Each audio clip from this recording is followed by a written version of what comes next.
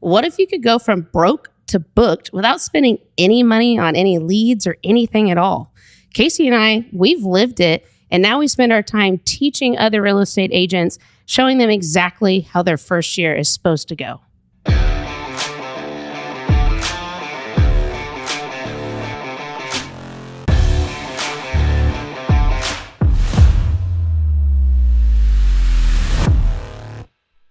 Welcome to the Open Books Podcast, where we teach all things going on in the real estate industry, helping you take the road less traveled to real estate success. I'm your co-host today, Brooke Massey, alongside the great Casey Tudor over here. Thanks. Please, if you guys like our episode today, please like, subscribe, comment, click the bell, do all the things. Yeah, that's what they're supposed to do. Because when we tell you, you do it. Exactly. That's right. Yeah, I think getting started in real estate is very difficult, but I like to use analogies a lot. And unfortunately, I'm not going to use a basketball analogy right now. Those are my favorite. But I was a barber before this. And once you get your barber's license, you go through school for 2 years and you do all this work and you're learning how to cut hair and how to hold the comb and all the things to not do as well. And then you go get your job, and then you're sitting in your chair, and you're just kind of like, "What's next?" Yeah, what's next? Like, now how do I get clients? And it's not even anything you really thought about. Whenever really that was the business the whole time. Yes, like cutting hair was just the tool to allowing yourself to get the clients. And so I think we have to really realize and try to figure out how do we actually grow the business that we want to be in. And it's all the same, which is the point here. Any business that you start is going to be the same. You're going to have a product, and then you got to figure out how to get clients and how to start making money doing it. So today we're going to talk about 3 different things and how we got our first clients, what actually moved the needle, and then what didn't, as I kind of already discussed, and then what mindset shifts that help me push through or continue to help me push through. Mm-hmm. So my first real estate client is, actually, you know what? I want to hear about your first real estate client. Well, I cheated. Mine was Curtis. Mine was too. I'm so glad he's not on this episode today. Oh man, no, that would have been great. He should have been here. No, I mean, but that's, besides Curtis, then our first ones. I do remember my very first one. I'd have to pull up my spreadsheet to tell you. But getting a good mentor in this business and someone who's moved on to that next level, that's not really doing the sales anymore, and they can give you those leads. And it's not really just like hey, like here's a lead, give me a certain percentage, and then we'll move on to the next one. It was the intent was like, hey, let me give you a client so you can get a taste of what this is like. Exactly. And while I'm helping you make a little money, I'm going to teach you how to go do this on your own. Yep. And I think that was the key. Actually, I do remember my first client without pulling up my spreadsheet. And she was a really good friend of mine from high school. And she had called me, and in their like life groups and best friends was also a realtor. And I was just like, please use me. Mm-hmm. Like, please, and she was like, okay, we've been friends. That's fine. I can use you. And so what's interesting about this story is I got my knees dirty. You'll never believe what I told this client. What'd you tell him? And this is one of those things, like even having a good mentor, like it's like having a fitness coach. Like they can really only help you so much. Yes, they can't be there every waking moment and every text message and phone call. You got to do those. Which is, if you're a realtor, you really need to hear that, because if you're waiting on your realtor to make the moves for you, it's just never going to happen, because they're trying to make their own moves and feed their own family. Waiting on the realtor or their mentor. What? Waiting on another realtor or their mentor. What are you talking about? You said you don't want to wait on them. Yeah, you don't want to you can't wait on your mentor to make all the moves for you, because they're busy. Yes. But basically what I told this client was, well, you have 3 days to change your mind after closing. Why?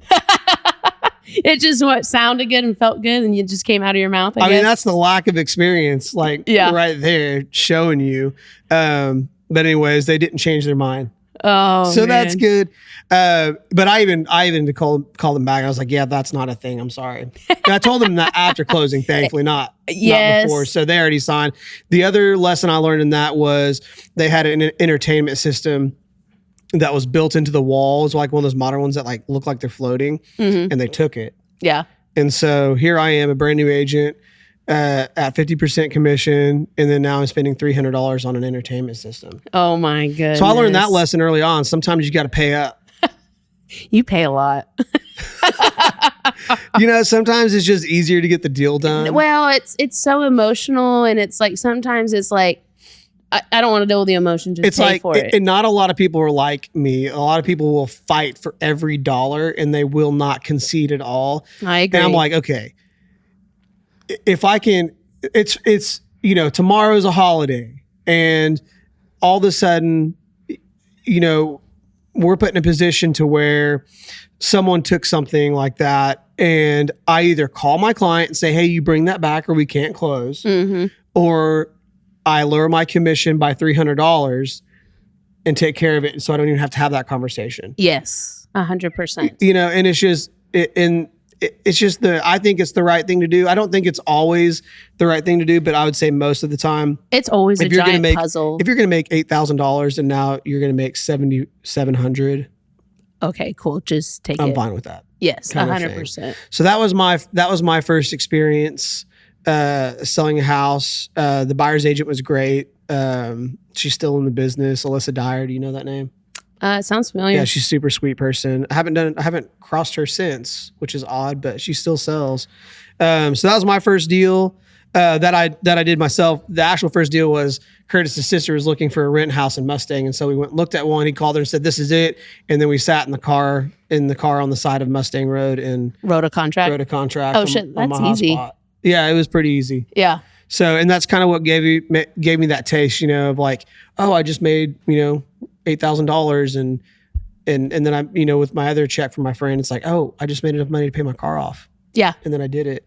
And so it was pretty awesome. My first clients were always my sphere of influence as well. And then I did open houses really, really big, but I also was part-time when I first started. Yeah. So part-time, it was hard, but like it wasn't. But the job that I had, I also traveled all over. So like I knew a lot of people, but they were like, an hour and a half, 2 hours, or in Texas, like not where I was. But I got a lot from my sphere of influence and social media and then open houses. But my very first client was, he's actually the vice president of my company that I was working for. And so he was already intimidating, but he's been like a mentor to me, like in life and that career. And so I felt like I don't think I said anything that I wasn't supposed to say, but I tried to definitely be overconfident because he knew me in my other career. So, but then at the closing table, he sat down and I was like, thank you guys so much and for using me. And I just asked him like how it went. And so him and his wife, they sat down. They're very honest human beings too. And so they basically just said they sat in quiet and they were like, so is this your first deal?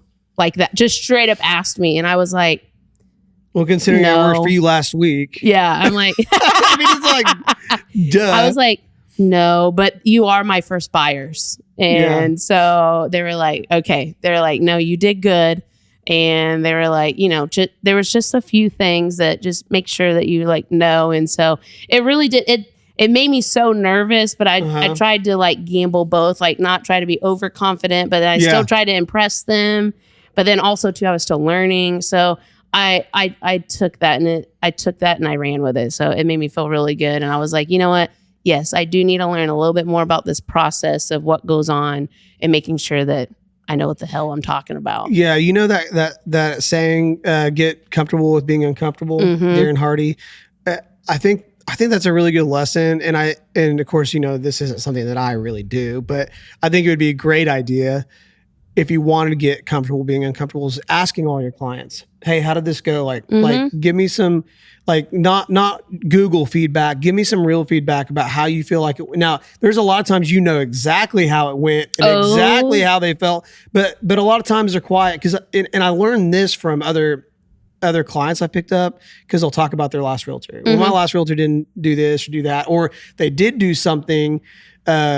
Like they never showed the house. They didn't show the house one time. It's like, I was like, well, that's actually normal. But I think where they went wrong is they didn't set the expectation of that's how what was going to happen is you hired them to list it.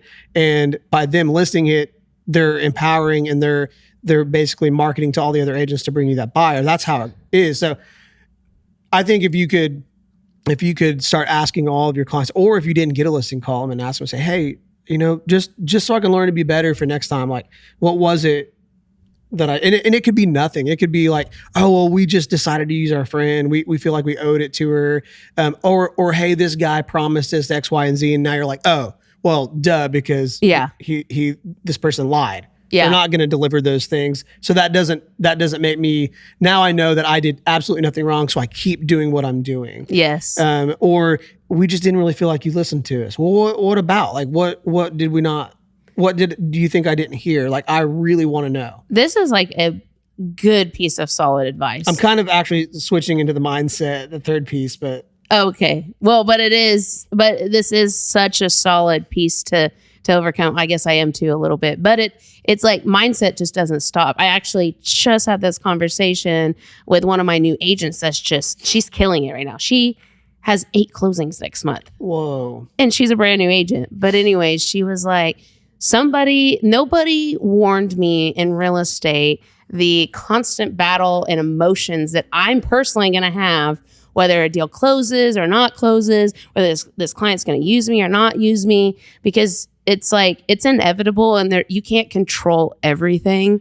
And I think just asking those questions like, hey, like, how was your experience? What could I have done better? How could I have gotten the listing? And I've done that. And I've definitely asked clients. It's a very easy thing to do. And I always say, like, why did you choose somebody else? Like, I'm trying to get better in my business. What was it that made you pick somebody else? Because I think if you learn that a lot faster, especially in your first year of real estate, I think you're going to be a lot more comfortable and a lot more confident going into your next several years of real estate. Yeah, I think getting your first client in this business is going to have to start a lot with that. Like, I just see it all the time where people come in and they're just like, I don't know what to do. Like, I don't have friends like you do. It's like, yeah, no shit. It's like, acting like that. Of course you don't, and it's like, okay, you don't have friends, go make some. Because you have to. In this industry, people talk about it so much. You have to find the people that know, like, and trust you. Mm-hmm. And if you don't have anybody that knows, likes, and trusts you, you have to go find them and make those relationships, get people to like you, get people to trust you, because that's how you're going to be successful in this industry. And I also think that getting your first client should be the easiest part of your business, because what else are you doing? That's true. I mean, you have no other deals. That is the main objective, is to get a client and get them under contract. That's a good point. I know I just came up with it. Well, because like the other side of the spectrum, then you see agents that are like killing it and like they don't have time to prospect. Right. And that is also not good. You may be killing it, but you're not feeding your business. And I fall into that trap a lot, and and that becomes actually running a business. Mm-hmm. And that's a lot harder than just picking up a client. Yes. So I think finding your first client's really easy. I don't think you need to just go spend money on it at first. Just get out there and talk to everybody that you know and talk about real estate specifically. And guess what? If you don't know what to talk about, well, guess what? That's what you need to figure out. Well, like, you don't just walk around going, I don't know what to say. Well, figure it out. Figure out what you're going to say. Yeah, it's just start with anything in real estate. Because what I quickly learned when I first got my license was like, everybody likes to talk about real estate. Right. Everybody. And how can you not talk about real estate? They're talking about it. They don't have their license. Right. So why don't you have anything to say about it? Exactly. Or like people that don't even own a home. Like, people dream about it. They talk about it. So just talk about it, because it's all about, I may run into Casey, and Casey's not in real estate, but I talk to him, and I'm not even talking about sales. I'm talking about, I don't know, like Airbnbs or something. I mean, I can help someone buy an Airbnb, but that's not my overall realm, right? Mm-hmm. My realm is sales, but where it's an aspect of that. But anyways, you may benefit from that just because I sat down and I talked to you. Now you know me. Now you like me. Mm-hmm. And now you may trust me. And now you go home, Casey, and go pick up your kids from daycare or something. And you see somebody at daycare and they're like, man, they start talking about, I need to sell my house. And then you're like, oh, you should talk to Brooke. I just talked to her and she's really knowledgeable about real estate. It's that simple. Yeah. I was at a birthday party not too long ago and talking to this guy, and he was talking about possibly building, and he's like, I could use a realtor like you to help me through that process because I know it. Anyways, well, I'm not going to go too far. There's another lady there that her kids are in my son's class as well. Mm-hmm. And we were just kind of standing in a group. She was listening to us talk. Yes. We didn't even really talk about real estate. And I was like, hey, if you need anything, she's like, oh, we'll never move. Like, we love our home and we love Spring Creek and all this. And then all of a sudden I look online like a month later, and I'd even followed up with the guy that I was talking to. Uh-huh. Like, hey man, let me know when you guys are ready. He's like, oh, we're waiting on this and that, and then we'll reach out to you. And then just all of a sudden one day he's got keys on a photo standing in front of his house. Like, we did it. We bought our yeah, that's exactly how I felt. Rude. So yeah, like, what an a-hole. What could you have done better, Casey? Well, that's not the point of this story. That's fair. The point of this story is my friend Chelsea. Now you know I'm calling her my friend. Oh, she has a name. My friend Chelsea reached out to me and said, hey, remember when I told you I was never going to move? Well, I lied. We're moving to Oregon and we want you to help us. Okay. And so it's kind of like, the point of that story is like, I was at a birthday party. So go to birthday parties, especially if you have kids, you have so many avenues there. I think a lot of times when you realize you're going to have kids, you think your life's over, but there's actually opportunities. There's a whole nother life coming. There's a whole nother side. But anyway, she, the point of that is I was really upset about that because like he made me feel like I was going to be able to help him, and then he basically just use somebody else. I think he just went straight to the builder, whatever. But I felt betrayed, or he just didn't like my vibe and pretended. Yeah, but then that happens. But then the opportunity came from somewhere else I wasn't expecting. Yes, like it always does. But the point of that is because I went out and I was talking and I was being vulnerable. Like I know that happens.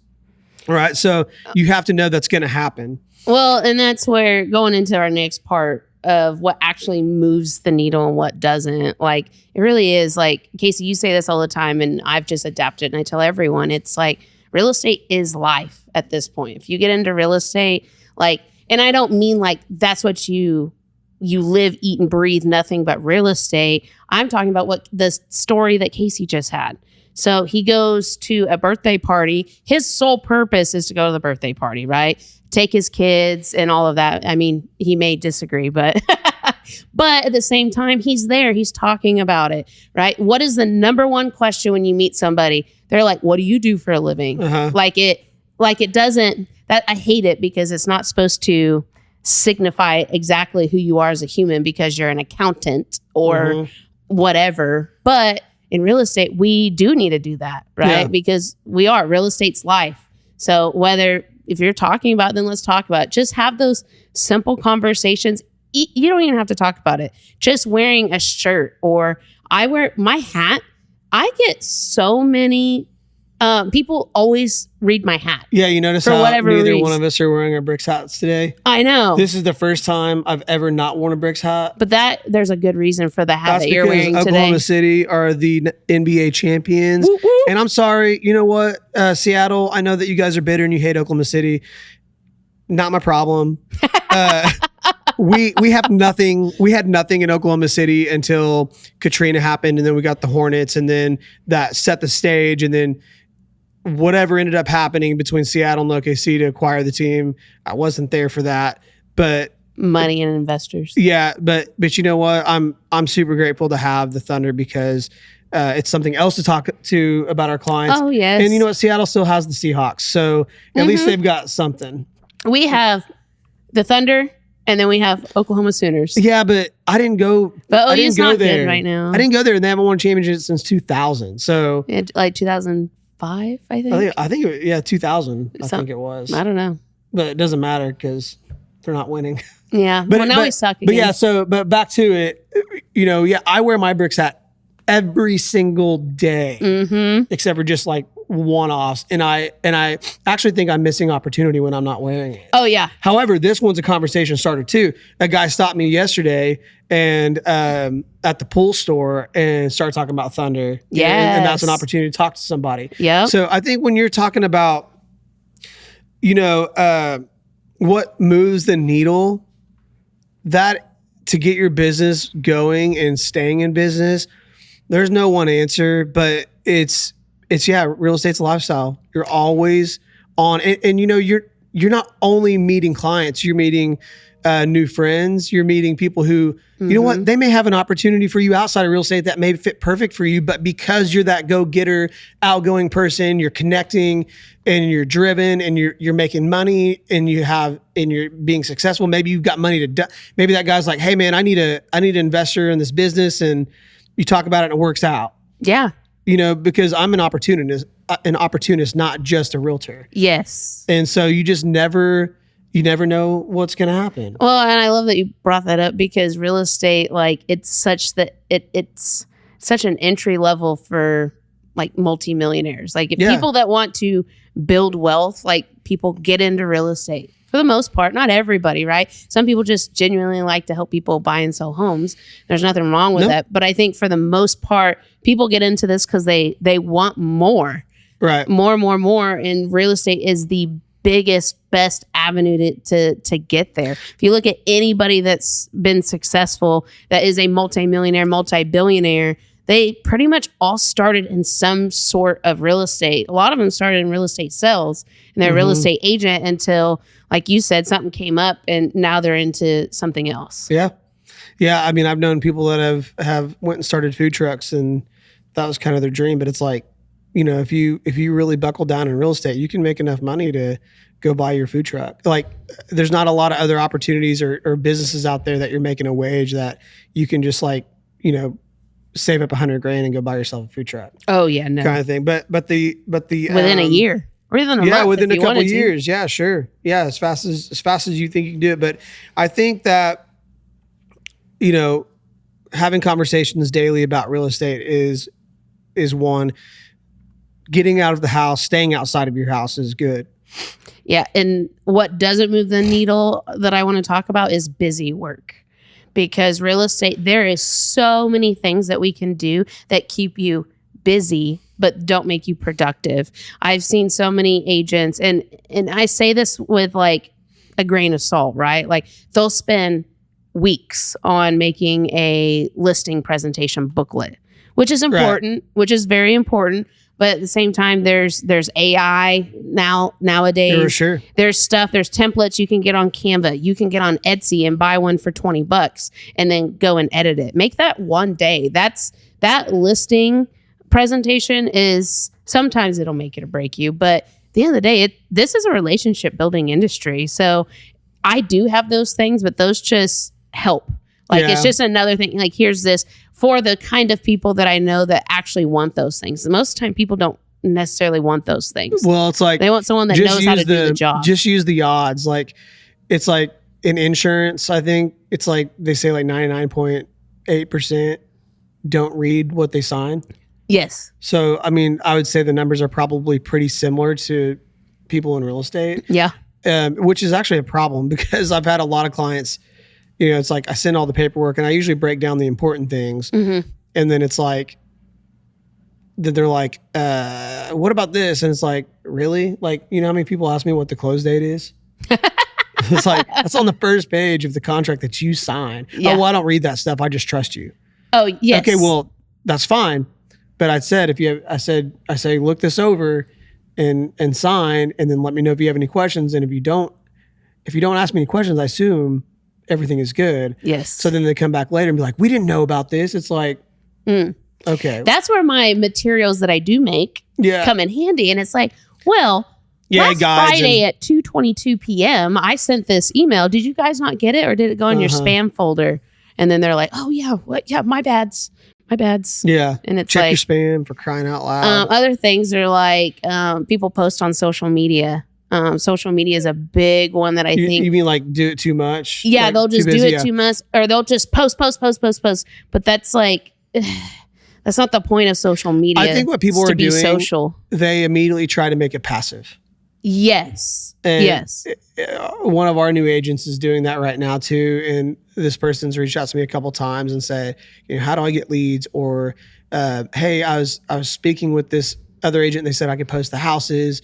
And I said, yeah. I said, but it was with a builder, and it's like they're offering a very low rate. I'm like, dude, you need to call everyone you know. Yes. And say like, hey, this is what they're offering, and people don't know about this. Like, are you interested in moving?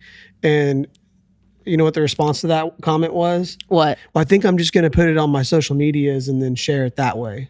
But it's like... And I'm like, no. Like, yes, do it, but that's not... You got to talk That's not what's going to get your phone ringing. Well, like my biggest thing with social media is it's literally in the name. Be social. Mm-hmm. So the whole point of it is you have to get on there and talk to people. Again, going back to making relationships. Anything that you do in relationships, or anything that you do in real estate, not relationships, you should be talking to people. So yes, all of that stuff does help. It helps when you're already talking to those people, and then now you post it, and now it's as a gentle reminder. Yeah. You can't do one without the other. Yeah. And what moves the needle on that stuff is, for example, and I heard you say this before, it's like when you do a Facebook ad, or you post a house on Facebook, and people were like, they start asking questions. You're like, hey, book a call with me, or, here's my Calendly. And I think that's really good, because if you start answering all the questions, it's just like a flyer at an open house. If you give them all the information, then there's no conversation to be had. Yes. So it's like if you post something and they're like, hey, this builder's offering this rate or a very low rate, DM me and ask me what that is. Well, when they DM you and say, hey, what's that rate? You say, hey, call me. Let's talk about it. And then they don't want to call you, then they don't care. Yes. Don't post everything out there. Like something that I do that's like, and this is going exactly what we're saying. Like I have my little business page, and it automatically posts houses like every single day. It just automatically does it. I'm just posting to post on Facebook at that point. But I have a little trigger in there and a link, and it's like, you want more photos, because I only post like 3 photos. Uh-huh. And what do people want? They want to post photos. So now it forces people to click my link, put in their information if they really want to see more photos. And now they just put in all of their information, and then either my assistant or myself is reaching out at that point. So there's different ways to be productive and making sure you're moving the needle. I think regardless, it's just maybe moving into mindset shift is just talk to people. Think about your mind. Where is your mind at? What are you doing daily? Is it actually helping you get sales? Are you actually talking to people? And are you actually telling people that, hi, my name's Brooke and I sell real estate? Mm-hmm. Until an enormous amount of people, at the end of the day, it is a numbers game. I don't care how many people you know. I don't care how famous you are. Mm-hmm. I've met somebody and was helping him, and he's a very big icon, and he's like, I just got to figure out how to use my name. And I'm like, yes, you need to use your name, but at the same time, there's more than that. You got to make the relationship with people. People aren't going to just use you because they know you. Some will, but there's more to move the needle at that point. So start thinking about that and shifting your mind to, okay, if I'm going to do this activity or make this listing presentation, then who am I taking this listing presentation, and what conversations am I having after this? Mm-hmm. Yeah. And your mindset change has to start from the beginning. And I think probably the biggest one that I've noticed that people need to figure out is, and I'm just as guilty, is the victim mindset. It's just like, woe is me all the time. They chose someone over me. No one wants to use me. They hurt my feelings, and I feel those things all the time, but I have to find a way to say, you know what? Like, they're the ones in the bad situation. They're the ones with 2 mortgages. Yep. I know that they're upset, and I'm taking it personally, which, That's okay. It's okay hard not to. Yeah, and you want to show empathy. Like you don't want to be like, this is business. Just keep making your payments and it will work out. Yes. Like, well, people won't like that. Yeah. Right. And they won't call you back. Right. So you gotta be able to connect with them, but then you also have to tell yourself, like, it's okay. Like, this is part of the business. This is how things go. It's my job to coach them through it. And then I can just show them empathy along the way. But you can't be a victim. It's like what I said earlier. It's like, someone's always going to be like, well, but you know a lot of people. And it's like, yeah. That's an excuse. That's a bad mindset. I may know a lot of people, but I don't have to call them and I don't have to reach out to them. I don't have to run across Target to make sure that they saw me. My wife loves that. I'm like, hey, it's me, Casey. And they're like, oh my God. And you're like pointing at your bricks hat. Yeah. Yeah. Well, it's like, it's like funny. It's like, no matter where we are, like we can even be out of the country or like a different state, and I'll find someone that I know. And Claire she's like, oh my God. Like, she's like everywhere. Even like went to the mall in Dallas, saw someone I knew, Oh yeah. And it's just, but I make a point to go talk to these people. Yeah. And it might be someone that I went to like first or second grade with. I think that's a goal everyone should have, though. Like, make it a point. Like, I remember going to Disney World one time and I had two people run up and chase me. One, I didn't even know who the hell she was, but she knew me, and that's okay. Yeah. And I still said hi. So evidently I did something someplace in my life that made this person, again, know, like, and trust me. Yeah. So. Yeah. And I think too, like, be careful with social media because of the busy work and because of you don't have the right mindset behind it. Because like the person I was just talking about a while ago was, thinking like that's going to be the passive way and the way out to not having to do the real work was just by posting on social.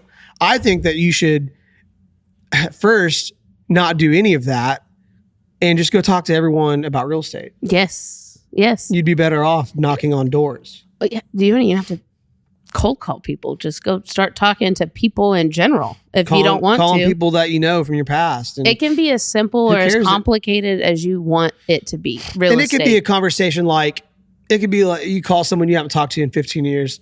Hey, Mark, it's Casey, man. How's it going? And he's like, good. What's going on with you? Because it's been 15 years. Yeah. And it's like, hey, man, I know this is awkward, but like, I just got into real estate, and of course, I'm just calling you now that I need to sell something. But hey, if you need anything, let me know. Like, I'm always available. Like, this is my new thing. Or what? Or hey, I've been doing this for a year now, and it's going really well. I'm looking for new team members. If you know anybody, and then and hey, by the way, what have you been up to? What are you doing? And they're going to say it. It's like, well, and this is what I was after they say this is what I do for a living. I'm like, well, is there anything that I can do to help you in your business? Like, is there any like referrals or any type of clients that you would need to help, your business? Yeah. And because that just helps you in return. It helps me in return. Now I have someone that I have a connection with that is doing the same thing. Yes. So I think those are better ways to get your mind right, to the way to think of it. And then the social media is just the extra. It's just like, it's the validation. It's like, oh, he does do real estate. Oh yeah, he is in real estate. Oh, he's still doing it. Which can get you leads. And I have gotten leads from that, but it's not, I could also do it without all that stuff. Yeah. It's like, I always tell people, I'm like, sit down and think about your goals. What do you want to achieve with your real estate license? And if you don't know, you should probably think about it. Yeah, you really should, because that's what I do with all the agents that I mentor. It's like, okay, how much money do you want to make? What do you want to do? Do you want to take over the world, or do you just want to make, $60,000 to $100,000 a year? Because that's gonna tell me how to coach you and how to mentor you, and also to the activities that you do. If you want to go kill it and make $500,000 a year in real estate, you're going to have to learn cold calls and FSBOs and expireds. And that's a mindset shift you have to get over. And if that's what you want to do, if you just want to build your business organically and just kind of go about, there's nothing wrong with that. It just may take a little bit longer, and there's nothing wrong with that. And I have agents that love to do that because that's their why, that's their passion, and that's where they're at. So knowing where your goals is, and then you can put your mindset shift to one of those things. And some of the things like mindset shift wise that I personally do is some of your non-negotiables. So your routines, like do not miss out on like morning routines. Don't miss out on working out. Don't miss out on manifestations. Don't miss out on, lead generation is probably the biggest thing in as your job as a real estate agent. But there's some things that you need to put that are non-negotiable to have a strong mindset, because if you just do these very simple tasks every single day, it's habits, it adds up, and that's how you're going to get there and make your mindset stronger as well. Yeah. And comparison, they say comparison is a thief of joy. So I would not be comparing yourself to others. And I did this when I got into the barber industry. I saw all these people like doing these really awesome haircuts, and they had really cool clothes, and they're driving nice cars. Of course, looking back on it, they were also extremely broke. Yes. Which I didn't realize. Yes. I thought they were doing really well, but I was also 19 years old, 20 years old when I got into all that. And so that was half my life ago, which is insane to think about. But I built really slowly. It took me a long time, and I lived with my parents in the beginning. And my bosses even gave me crap about that for a while. And it's like, and looking back on that, it's like, I was making no money working for you. Yes. And you required me to be there all day long, which was good, because when walk-ins came in, if you weren't there, you couldn't build a business. Yep. And so, basically what I learned was, like, to your point, was you don't have to hit the ground running like some people, and some people will, but you know what? Maybe their parents are doctors and all their friends are doctors. And yeah, now you have all their business. Yeah. But that's not going to be a majority of the people. No, and that does dry up. And that doesn't mean you shouldn't do this. It just means that you might have to work a little harder up front, which pays off in the end, because now same with barbering and real estate. I started slower, and I worked in real estate 4 years before I went full time. And now I'm in the top 5% of the state in sales. Yeah. And I'm always on the top of the leaderboard, and I have a team. And that, since I built it the way I built it, I feel like as long as I keep putting my energy into it, it will keep growing, and my income will just keep growing. I love what you just said. And I actually just read this in a book, actually like 2 days ago. It was about, I think it's called The Motivational Myth. I just got Blinkist, so I've been like reading like 4 books a day. But, okay. Not really, like at least 2 books a day, honestly. But what was it called? Motivational Myth. And it was talking about how you need motivation, and how motivation is really just a myth. And it was actually really good about just like breaking it down. But something you just said, like, don't compare yourself to others. And I think perception is so strong, especially in the real estate industry, like especially on social media, because again, people are out there posting, trying to get leads. I have seen some people that are like really big on social media, and I thought they were killing it and selling all this. And then you go to look up their numbers and you're like, oh, they sold 2 last year. Yeah. Perception is real. And then us as real estate agents, we'll go compare ourselves to those people and be like, oh, I'm not doing enough because they're over here doing all of this. In all reality, it's not what they're doing, and it's so bad. And so it's a motivational killer. And that's what this book was talking about. And what you just said, like, don't compare yourself to those people, because that's just going to kill your motivation. It's going to kill your career. If anything, the best person to look back on or to compare yourself to is yourself last year. Yeah. Or yourself yesterday. Yes. I think, because everyone does it differently. Yeah. Something else I wanted to mention too about social media, you gotta be careful of. And I notice this a lot. All those ads that come across, it's like, tired of cold calling? Yes. Don't want to knock doors? Don't want to pick up the phone at all? Well, I've got you covered. Just click on the link below. And what's funny though, is all the agents I see struggling like those posts. Yes. It's like, you guys are suckers. And so it's like, you have to realize that, you can't shortcut it. And now, one guy that I actually like, Levi Lasik, he does YouTube. So his whole thing is like, I've never paid a penny for ads. Mm-hmm. Well, he does pay a crap ton of money to make those videos he makes. Yes. So you can't say that you don't pay for leads, because you do. Yep. So sorry, Levi, I love your stuff. And we actually, obviously you've got great numbers, but, and I'm not knocking it, because you have to spend the money to make the money. You But do eventually you have to can't- spend money, I think, depending on what your goals are. So what I decided with that whole thing with doing his YouTube style was, if I was going to spend that kind of money monthly, I might want to attract more sellers, because what he's doing is he's bringing in buyers from out of state, which is great because that's a whole nother pool of buyers that a lot of agents like myself aren't getting on a daily basis. And his channel is great. But also he's also not working those clients either. He's divvying them out to buyer's agents. Yeah. So his whole game is YouTube, which is awesome. Yeah. But it's also not the dream people think it is. He works all the time. Yes. Like he works on it really hard. So anyway, not to knock that system, but I just realized I think I'm slowing down, and I'm maybe look at a different direction to find more seller leads. But again, what we teach, how do you find seller leads? You just call for sell by owners, and they're ready to list. That's why they're for sale. I'm sending out documents for sell by owner today to sign. Yeah, it's like, it's just that low hanging fruit is what they call it. Yeah. Like, just go after it. Yeah. Like, because Ricky Carruth is, and we talk about what he says all the time, because he says things very similar to us. And he's like, would you rather have 50 buyers or 50 listings? What could you as an individual physically work? And I know I could physically work 50 listings. If I was by myself, if I had no assistants, nobody, I had a TC, because you have to have a TC. But That's not negotiable. I could go work 50 listings by myself. Yeah. But if I had 50 buyers, I wouldn't even be able to have a life. All right. Because I'd be driving around. I don't have a life when I have like 4 buyers. Right. And that's where people get buyer's agents. But you just got to figure it out. Right. But at the end of the day, like, no matter what we say, like, I just want people to know it is relationship.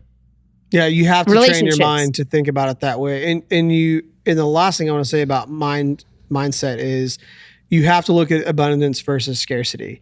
If you have a scarcity mindset, you're gonna have a really hard time in real estate. Yes. And if you have abundance mindset, that means, and I still struggle with this, but I've worked on it and I'm a lot better. But there's always going to be more deals. Like I've fallen into that trap of like, oh my God, no one's going to call me. Oh no, I just closed my last 2 houses and no one else is ever going to move again. Or, oh my gosh, the interest rates are high and no one wants to move. All that is negative. You always have to find the abundant side and the positive side. Like Miami is one of the hardest hit areas in the country right now in real estate. Yeah. But guess what happens when it rebounds? The market is going to flood with deals.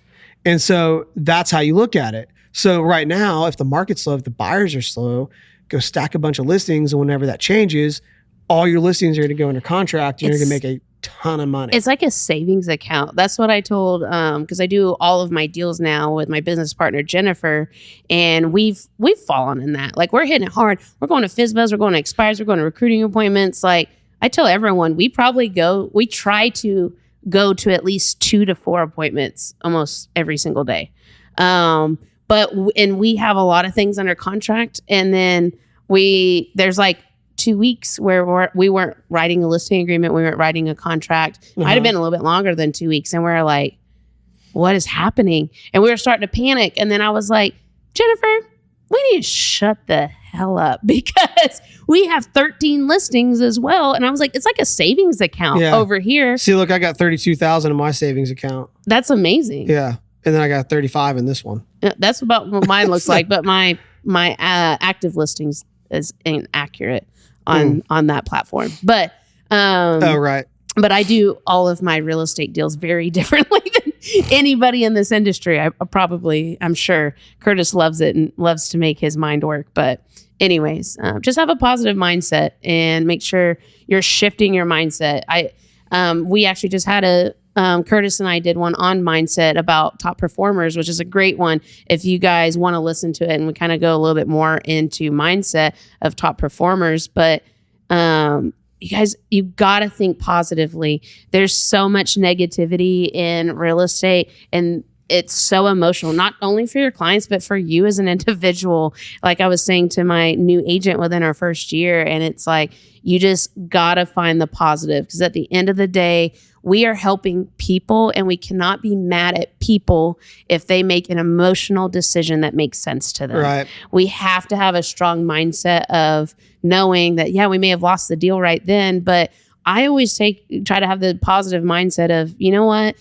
They're just helping me get paid later, because I still earn them I still earn their business, and I make sure of it. Like, and that's something that Jennifer and I always say, like, you know, we totally understand, just as long as we've worked hard enough and proven to you, like, our value, that you use us again. And every single time people are like, yeah. And then a year later, they call us again. And then I get paid. And that's one less lead that I had to not go after that year because of something that I did the year before. Yeah, I just had a client who I've got their listing, and they had a family member pass away, and it was a younger person in their family. So obviously, the younger the person is, the sadder it is. Yes. But so I sent them. I dropped off a gift card and a note that you saw me writing. Yeah, so I went and put that on their porch, and then I texted them and said, "Hey, I dropped off a letter on the porch, and I couldn't put it in the mailbox because someone drove over it." So, that's like another thing. Yeah, anyway, I feel bad for them. But anyways, they text me later, and they're like, "We just can't believe that we found a realtor that cares about us like this." Oh my.